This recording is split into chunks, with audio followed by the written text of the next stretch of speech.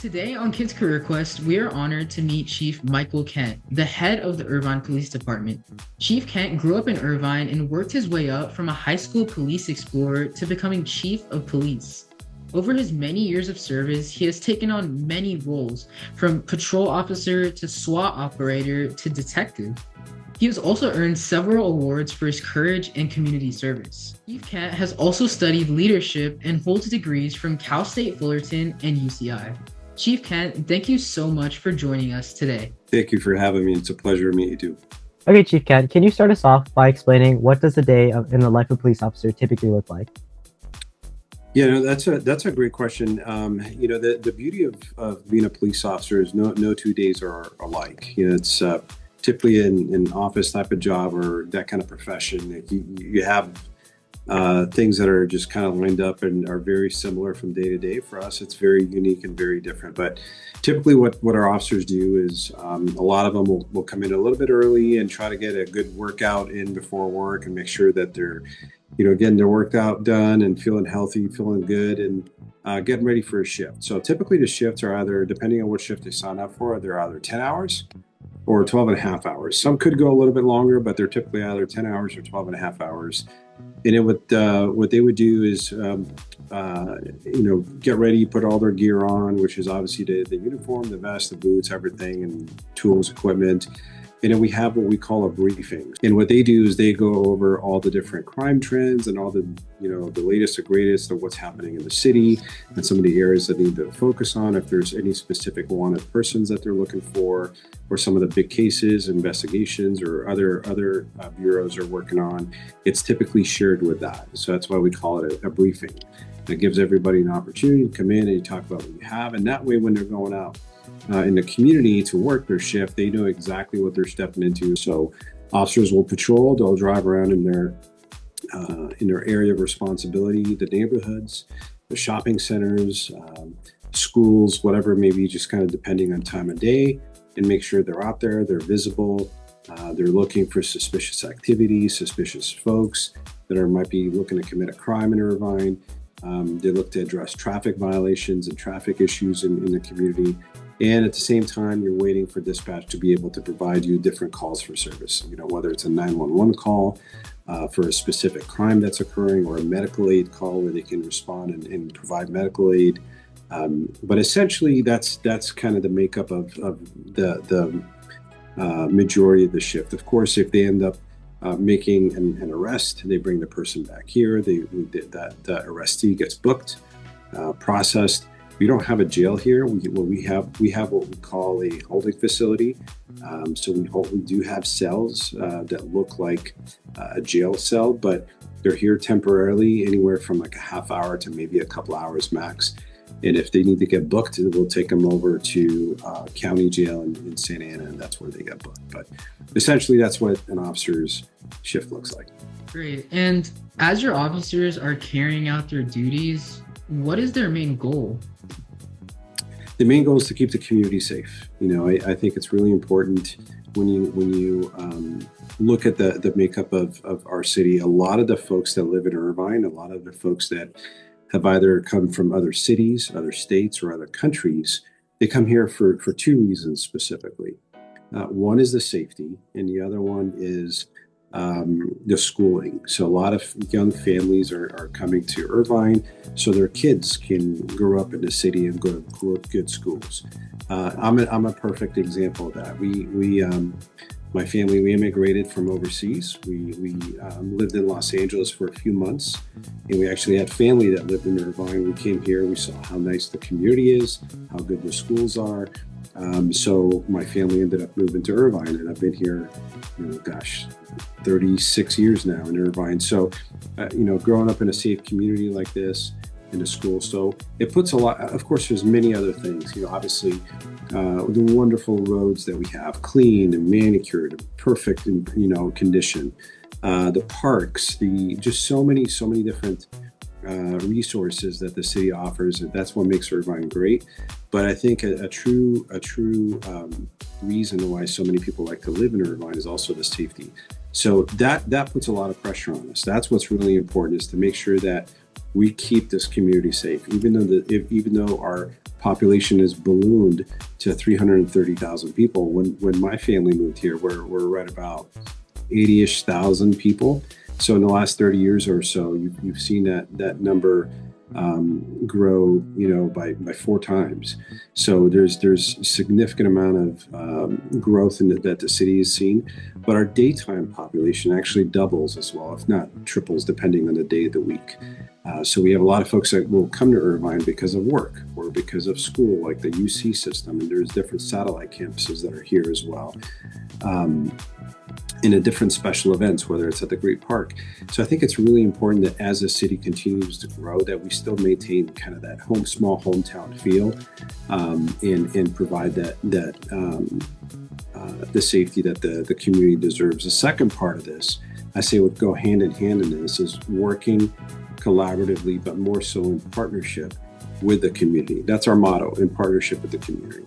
And all our successes wouldn't be possible if it wasn't for the trust that we have from the community and that relationship that we have with the community, for them to feel comfortable, to trust us, to call and report something, knowing that we're going to do something about it. Now, it might be something very minor and totally not a big deal for us, but it's a huge deal for them. It's something that's impacting their quality of life or their safety or whatever it may be. So really important for us to be able to maintain that partnership, to maintain that collaboration, to continue investing in that trust that we built from the community. And I would say those are probably two things that go hand in hand and really important.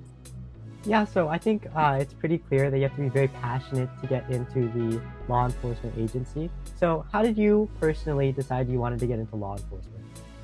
Yeah, my story is a little bit unique. I mentioned how we had immigrated to the United States, and I came from a part of the world. I came from the Middle East, where there's not a lot of trust in the police, and that's all I knew about the police. And when we moved to Irvine,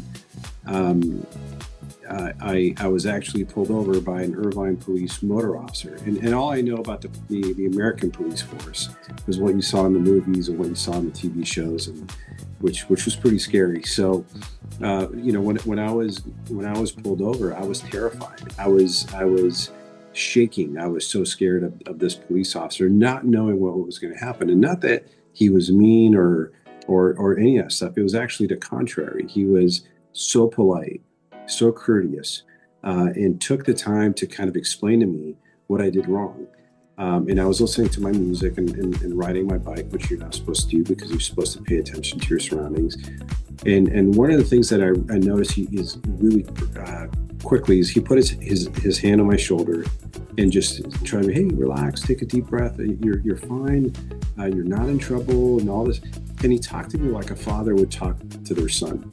And then still gave me the citation, but that citation is what I call my golden ticket. If you've read the book or if you've seen any of the Chocolate Factory, Willy Wonka movies, the golden ticket. So the reason that's my golden ticket is when I got the citation, it had a fine.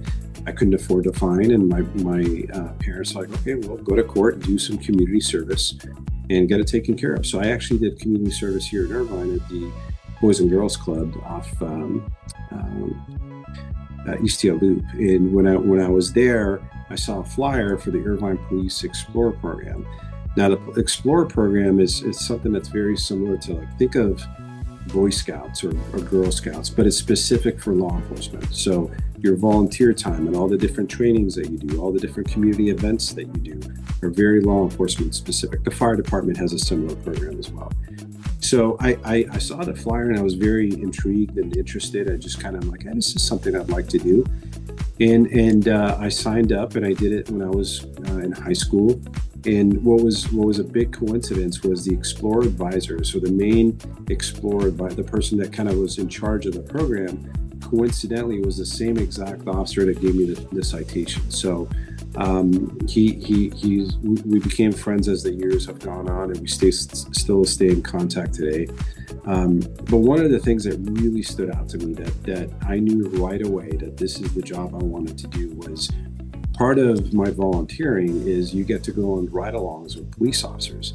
So I went on many ride-alongs with different Irvine officers, and I saw how they interacted with the community. The interaction that I had with the officer that pulled me over, I thought maybe that's just him, maybe he's just a nice guy. But all of them, all these officers, and how they were talking to members of the community, how they were interacting with members of the community, was all the same.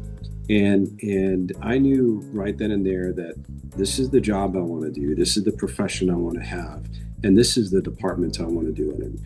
When I chose to apply to become a police officer, I only applied to Irvine PD. I didn't apply anywhere else. And I'm not trying to say anything bad about other police departments. I have mass respect for everybody that puts a police uniform on. But for me specifically, what I was looking for, the culture that I was looking for, was to be part of the Irvine culture and do that. And it was a little bit challenging because, being Middle Eastern, it's not very common that we choose the path of law enforcement. Typically our parents will push us to becoming, doctors or engineers or, attorneys, things like that. But, I was blessed to have parents that were very supportive, and the most important thing for them, and that's what I kind of pass on to anybody that wants to be a police officer today, is make sure you go to college first, and to get your education. Not just a bachelor's, you can start here with a bachelor's degree. It's rare we would hire anybody without a bachelor's degree. But even when you're done with that, continue your education, get your master's.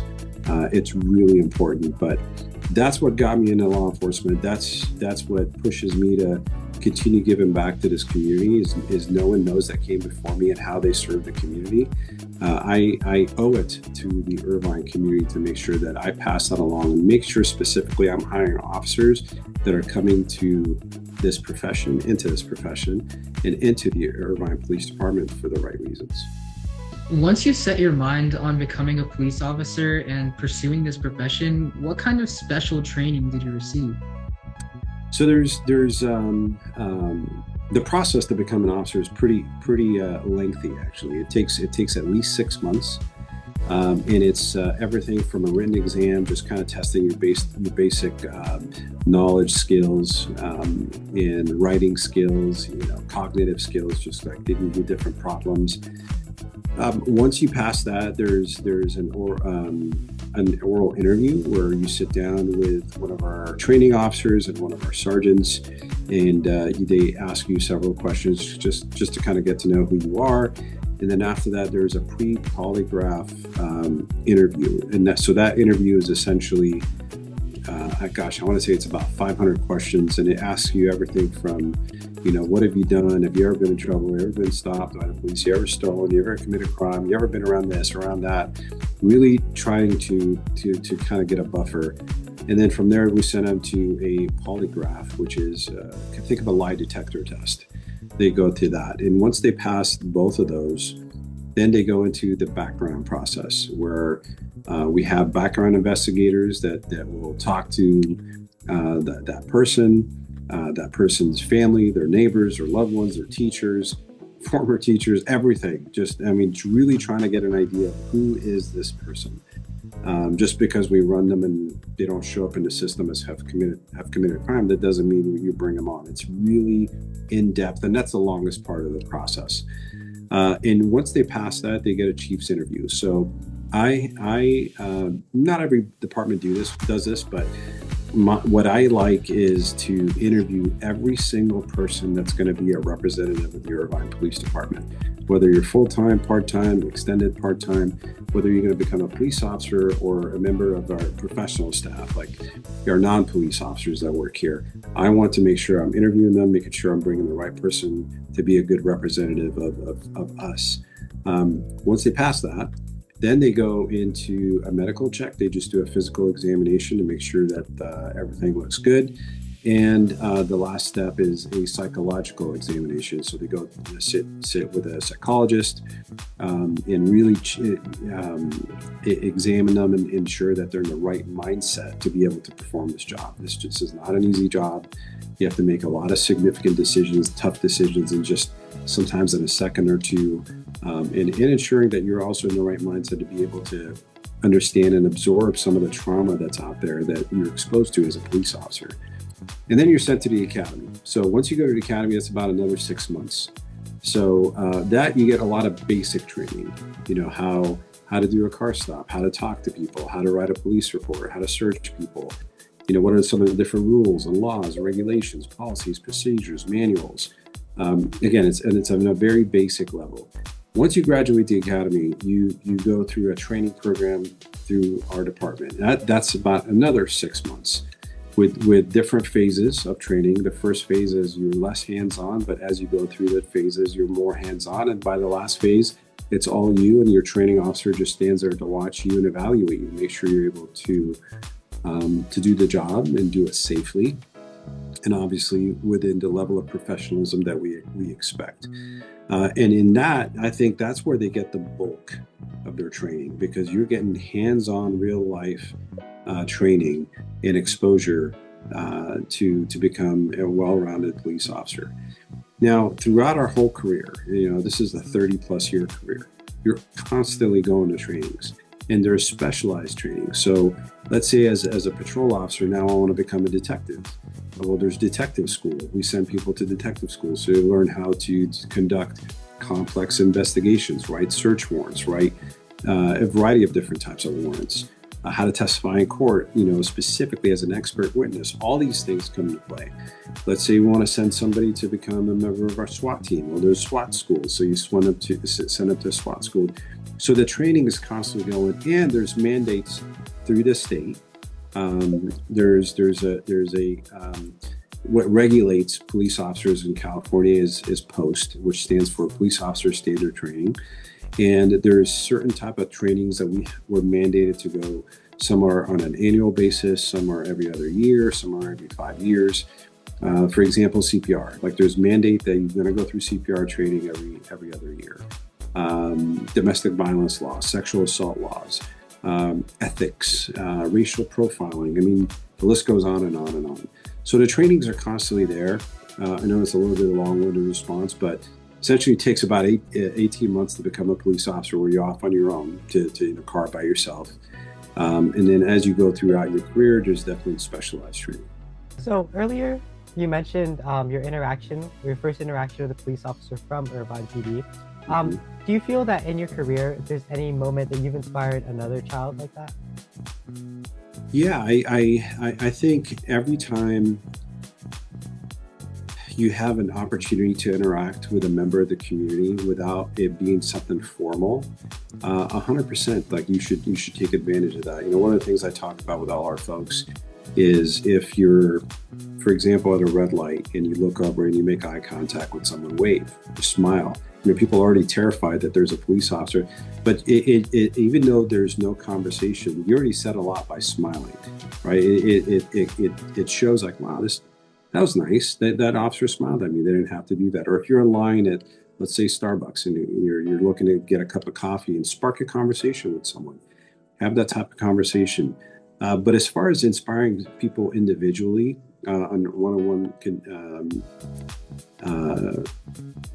opportunity, there was definitely one case that I do recall many years ago. I was a brand new officer, fairly new officer, where I went on a domestic violence call for service. And what I do remember is I had to arrest the husband, who was also a father. There was a child in the house for domestic violence. I mean, it was clear there was a violation there, and that's what I did. And then fast forward probably about a year or two, I was actually working a special event at a recruitment booth. And then this little kid comes up to me and says, "Hi, do you remember me?" And I said, "Sorry, buddy, I don't." And his mom was standing there right behind him, and then she looked familiar. And his response, kind of left me in shock. And he says, "You came into my house and you arrested my dad." And then he turned around and ran away and started playing with his friends. And then his mom came up and just said, "Sorry, but I just wanted to thank you for what you did and this and that." And she reminded me, and I had forgotten, she reminded me that night after I arrested the father and I put him in the back of the car, I still went back to the house and had a conversation with him, with the little boy. And I said, hey buddy, I just want to let you know that your dad did something that he shouldn't have done. So he's coming with us tonight. We're gonna make sure that he doesn't do it again, so he doesn't hurt your mom, he doesn't hurt you, and then we'll see. Maybe he'll be back home soon, but all that is going to be between mommy and daddy, and just make sure you continue doing what you're doing. Be a good boy. And then I kind of shifted it into, so what do you like to do, and this and that. So it all came back to me. But the mom mentioned, like, that conversation really kind of eased the pain and that awkwardness and that tension that was built in the house as a result. Now they ended up getting a divorce, but she told me that her son keeps telling her that when I grow up, I want to be a police officer. When I grow up, I want to be a police officer. Now, this was maybe 20 years ago, and quite honestly, I don't know if he ended up becoming a police officer or not, but that's something that just kind of stood, and stuck with me throughout the years. And it was my first moment at, your words matter as a police officer. Your actions matter as a police officer. People see you differently. For me, it's just another interaction, and it's just another house that I'm in. It's just another arrest I make. Granted, it's you're changing people's lives, right? And we can't forget that part. But for them, that's the interaction that they'll remember with law enforcement. For me, I've had hundreds of interactions with people, if not thousands, throughout my career. But for all these people on the receiving end, that might be the only interaction they have with them. So that's why it's really important to make every interaction count, as tough as it is, or as great as it is, to make sure that you try to leave folks with a positive impression of policing. And in this case, I'm glad that I was able to at least soften the blow for that young man when his father was taken into custody. Chief Kent, you said that your words matter, your actions matter as a police officer. How do you use this position to interact with the community and engage with the community? So I think community outreach and engagement is beyond important. We have a community engagement group, a community outreach group. And what we do is constantly set up different events throughout the community. You'll probably see them on our social media. Sometimes it's coffee with a cop. Sometimes it's pizza with a cop. Sometimes it's donut with a cop, even though, contrary to popular belief, we actually don't eat a lot of donuts. Maybe they did years ago, but most of our officers are pretty healthy and don't eat that. But still, those types of events, we have our open house here, which we hold every year and invite the community to come by, and we put all the different tools and cars and motorcycles, horses, dogs, everything that we have. People can come out and see it and take pictures. We also have a National Night Out event. We have Special Olympics events. So there's a ton of different events that we do throughout the year for the community. It's for the community. It's not for us. It's an opportunity for us to kind of showcase who their police department is. Say, hey, come out here, meet us, get to know us, ask us anything you want. We're a public agency. We're completely open and transparent. So I think it's really important to take those opportunities to have events like that and capitalize on that and meet people. And a lot of folks are more reliant on social media now. So we try to put a lot of that information via social media. From an education standpoint, we'll put out some posts about do's and don'ts, and how residents and businesses can prevent themselves from falling victim to crime. If we're making arrests here and there, we'll highlight some of these arrests and what the CRIC was doing. So the community is aware of those patterns, and if they see something that doesn't look right, for them to call and reach out to us. But really seeing a massive amount of followership and impact via social media. In fact, just last week we passed 100,000 followers on Instagram, which for law enforcement is massive. I mean, that makes us the largest municipality in the county with that many followership. But that's what community engagement is all about. It's also in our motto. And like I said earlier, our motto is in partnership with the community. This department just turned 50 years old last year. When we started as a department in 1975, we wanted to come up with a motto of what makes sense, and they came up with in partnership with the community. So, I mean, that's community-oriented policing in its core.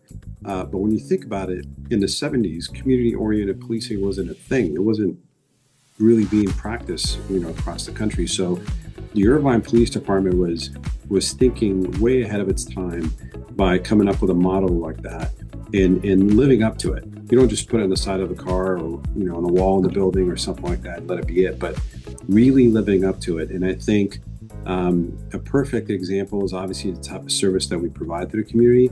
But another example of that is the interaction that officer had with me as a kid. And just that one interaction changed my life. I tell you, I wouldn't be here if it wasn't for that. It's a perfect example. And I've had an opportunity to speak at some academy graduations. And I share that story because everything we do as police officers, everything you do and say, it has a strong impact and it ripples within the community. And my story is a perfect example of that.